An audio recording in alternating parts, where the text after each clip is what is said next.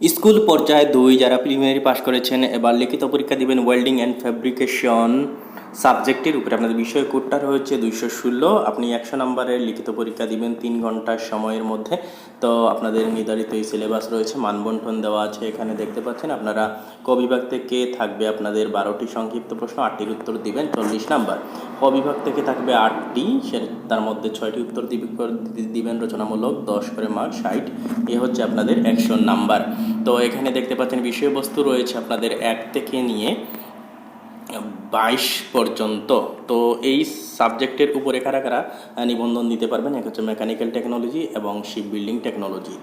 তো আপনারা এই যে 22টা টপিক রয়েছে, 22টা টপিকই আপনাকে পড়তে হবে, এর বাইরে পড়ার কোনো প্রয়োজন নেই। তো এর মধ্যে আপনাদেরকে একটি প্রশ্নের উত্তর দিয়ে দিই। অনেকে প্রশ্ন করে থাকেন কোন প্রকাশনীর বই ভালো, কোন প্রকাশনীর বই পড়বেন। দেখুন, প্রত্যেকটি প্রকাশনী কিন্তু তাদের সর্বোচ্চটা দিয়ে আপনাদের জন্য বই রচনা করে, অতএব প্রত্যেকটা প্রকাশনী আমার দৃষ্টিতে ভালো। আপনি প্রথমে লাইব্রেরিতে যাবেন, গিয়ে কয়েকটা প্রকাশনীর বই দেখবেন, যে প্রকাশনীর বই ভালো মনে হবে আপনি ওই প্রকাশনীর বই কিনবেন এবং সুফল পাবেন। এরপরও যদি আপনারা লাইব্রেরিতে বই না পেয়ে থাকেন, তাইলে আপনারা ভোকেশনাল নবম দশম শ্রেণীর ওয়েল্ডিং অ্যান্ড ফ্যাব্রিকেশন ট্রেড 1 এবং ট্রেড 2 বইটা কালেকশন করে নেবেন। যদি না পান তাইলে আমাকে নক দিতে পারেন, আমি সফট কপি পাঠিয়ে দেব 100 টাকার বিনিময়ে।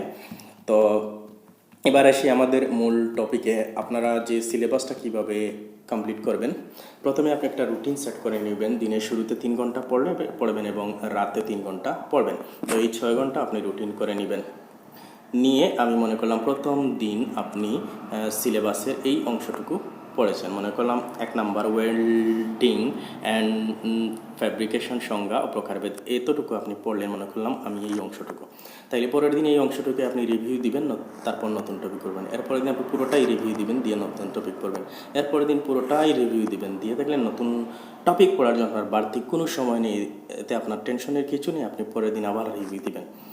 তো এইভাবে আপনি প্রথম থেকেই কিন্তু রিভিউ দিবেন, দিয়ে আপনার পড়াটা কন্টিনিউ করবেন। এতে কি হবে, এই সিস্টেমটা আপনি 20 থেকে 25 দিন যদি কন্টিনিউ করেন, তাহলে দেখবেন ম্যাজিকের মতো আপনার পুরো সিলেবাস শেষ হয়ে গেছে। সবচাইতে মজার বিষয় যেটা, প্রত্যেকটা টপিক আপনার চোখের সামনে উত্তরসহ ঝলঝল করে ভাসতে থাকবে, এবং আপনি প্রশ্নের উত্তরগুলো খাতায় সবসময় লিখবেন এবং বানান কারেকশনটা দেখবেন।